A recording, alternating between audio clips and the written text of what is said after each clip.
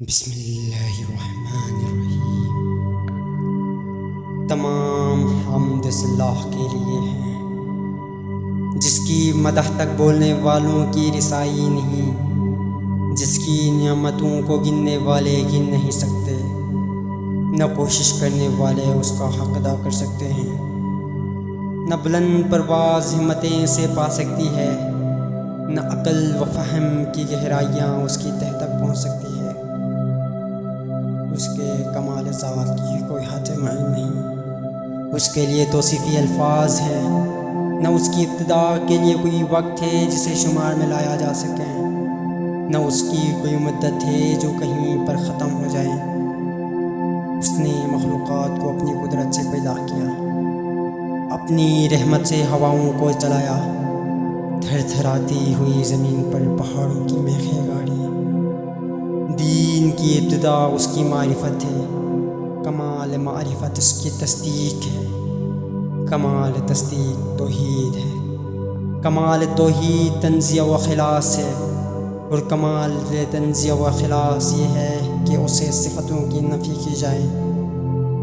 کیونکہ ہر صفت شاہد ہے کہ وہ اپنے موصوف کے غیر ہے، اور ہر موصوف شاہد ہے کہ وہ صفت کے علاوہ کوئی چیز ہے۔ لہٰذا جس نے ذات الہی کے علاوہ صفات مانے، اس نے ذات کا ایک دوسرا ساتھی مان لیا، اور جس نے ذات کا کوئی اور ساتھی مانا، اس نے دوئی پیدا کی۔ جس نے دوئی پیدا کی اس نے اس کے لیے جز بنا ڈالا، اور جس کے لیے اجزاء کا قائل ہوا وہ اس سے بے خبر رہا، اور جو اس سے بے خبر رہا اس نے اسے قابل اشارہ سمجھ لیا، اور جس نے اسے قابل اشارہ سمجھ لیا اس نے اس کی حد بندی کر دی، اور جو اسے محدود سمجھا وہ اسے دوسری چیزوں ہی کی قطار میں لے آیا۔ جس نے یہ کہا کہ وہ کس چیز میں ہے، اس نے اسے کسی شے کے ضمن میں فرض کر لیا، اور جس نے یہ کہا کہ وہ کس چیز پر ہے، اس نے اور جگہیں اس سے خالی سمجھ لیے۔ وہ ہے ہوا نہیں، موجود ہے مگر عدم سے وجود میں نہیں آیا۔ وہ ہر شے کے ساتھ ہے، نہ جسمانی اتصال کی طرح، وہ ہر چیز سے علیحدہ ہے، نہ جسمانی دوری کے طور پر وہ غافل ہے، لیکن حرکات و آلات کا محتاج نہیں۔ وہ اس وقت بھی دیکھنے والا تھا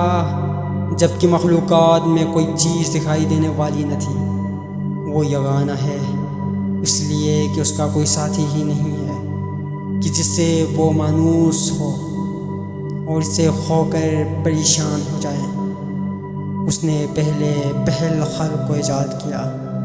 بغیر کسی فکر کی جولانی کے، اور بغیر کسی تجربہ کے جس سے فائدہ اٹھانے کی اسے ضرورت پڑی ہو، اور بغیر کسی حرکت کے جس سے اس نے پیدا کیا ہو، اور بغیر کسی ولولہ اور جوش کے جس سے وہ بیتاب ہوا ہو۔ ہر چیز کو اس کے وقت کے حوالے کیا، بے جوڑ چیزوں میں توازن و ہم آہنگی پیدا کی، ہر چیز کو جداگانہ طبیعت و مزاج کا حامل بنایا۔